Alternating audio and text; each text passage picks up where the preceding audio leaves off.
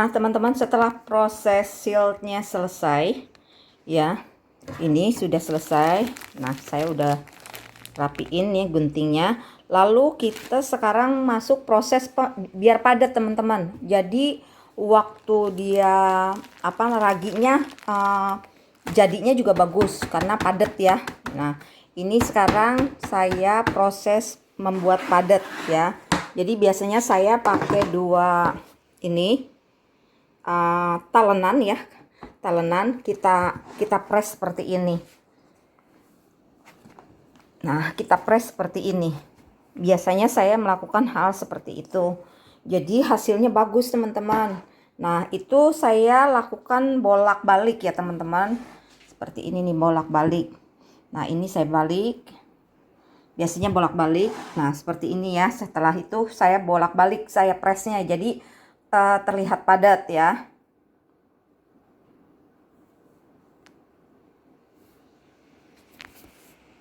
Teman-teman, karena sekarang udah masuk musim autumn, itu udah hujan mulu setiap hari. Jadi saya pakai cara saya masukin ke dalam oven. Ya, ini saya masukin ke dalam oven. Nah, kalau kita press itu gampang banget merosotinnya ke dalam oven seperti ini ya, teman-teman. Nah, kita masukkan ke dalam oven.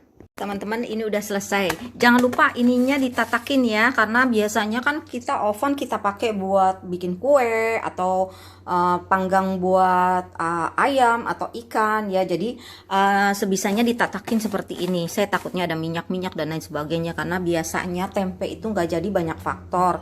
Salah satunya kita habis megang garam, kita pakai tangan, nggak pakai sendok, kita aduk itu ya, aduk soybeannya sama tepung beras dan raginya. Itu juga salah satu faktor bikin tempe nggak jadi, atau minyak ya, seperti itu yang kita pakai. Saya biasanya pakai sesuatu itu memang yang khusus buat bikin tempe, jadi saya nggak pernah tukar-tukar ya. Nah, ini untuk khusus bikin tempe. Untuk rebusan biasanya saya ngaduknya pakai ini, sendok kayu ya, sendok kayu seperti ini. Nah, seperti itu, teman-teman. Lalu kalau sudah semuanya kita masukkan seperti ini, nanti kita tutup, kita nyalakan, bukan buat dipanggang ya, teman-teman ya. Jadi kita nyalakan lampu dan fan-nya aja, lampu dan fan-nya aja. Nah, tuh lampu sama fan yang nyala. Jadi dia hangat, teman-teman. Biasanya besok sahur saya akan pindahin karena dia sudah mulai kelihatan jamurnya. Nah, seperti itu, teman-teman ya. Ya. Cuma pasang lampu dan fan. Ya. Selama sekarang jam 9, misalnya sekarang jam 9, biasanya 12 jam ya, 12 jam, karena nanti kita keluarin, kita pindahin ke tempat yang lain ya, karena saya biasanya produksinya banyak ya, teman-teman, bisa sampai 10 atau 20 ya, tergantung PO sih, teman-teman, karena sekarang lagi bulan puasa juga saya mengurangi ambil PO gitu ya. Saya cuma, dan mereka juga udah banyak yang stok ya. Sebelum waktu itu, setelah saya libur dari awal puasa tanggal 13 sampai dengan tanggal 19, saya sudah tidak terima order, malahan lebih dari tanggal 19. Kalau nggak diingetin yang suka beli itu, saya mau stok teteh, saya juga nggak ingat udah tanggal berapa. Udah tanggal berapa ini? Udah tanggal 20 teteh. Oh ya udah. Akhirnya biasanya mereka waktu itu stok karena saya libur seminggu, dan setelah itu mulai order lagi ya. Biasanya saya sekali bikin, sekali ngadonin itu 3-4 kilo ya, teman-teman. Kebayang nggak? Dan biasanya kalau yang pis-pisan itu kan kalau yang pak-pakan, biasanya saya bikin yang satu pak itu isinya 15, satu bungkus daun itu saya pakai daun, satu bungkus daunnya itu isinya 50 gram. Jadi biasanya satu pak itu isinya 15, saya jual $15, sekitar 150.000 ya teman-teman. Nah, karena daunnya yang di sini kan, kalau di sini daunnya nggak ada yang fresh ya, daunnya semuanya tuh daunnya udah di freezer ya teman-teman. Jadi biasanya saya kalau pakai daun itu saya cuci dulu, habis itu saya elap, baru saya bungkus buat yang pakai daun ya. Nah, kalau tempe mendoan itu saya bilang tempe kotak buat khusus bikin tempe bacem ya teman-teman. Jadi kita nggak perlu potong-potong, udah tinggal permukaannya kita iris, kita kasih supaya bumbu masuk.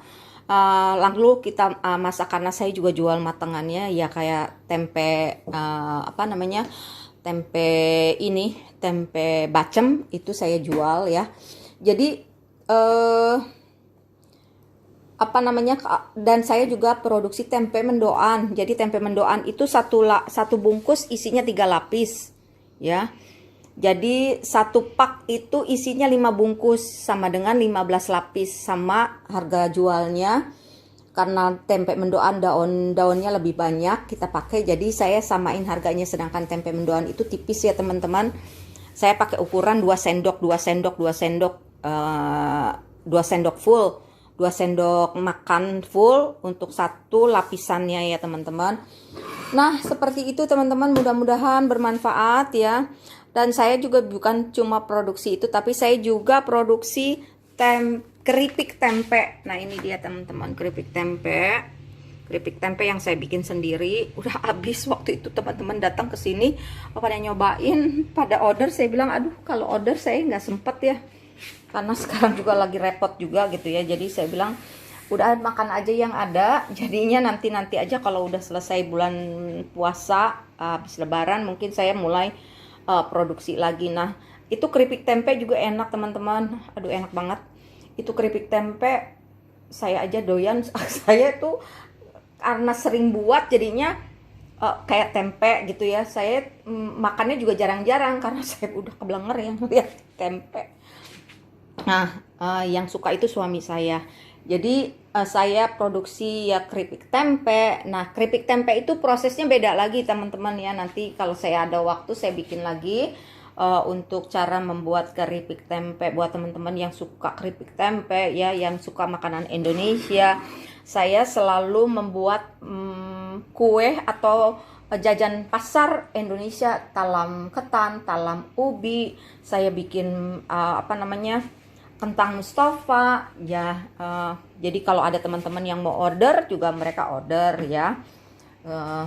Biasanya sih mereka order kalau saya lagi bikin sama kacang Thailand dan lain sebagainya, karena ini mau lebaran ya, jadinya kebanyakan yang order untuk lebaran gitu ya, kayak kacang Thailand atau kacang goreng, kacang goreng bawang putih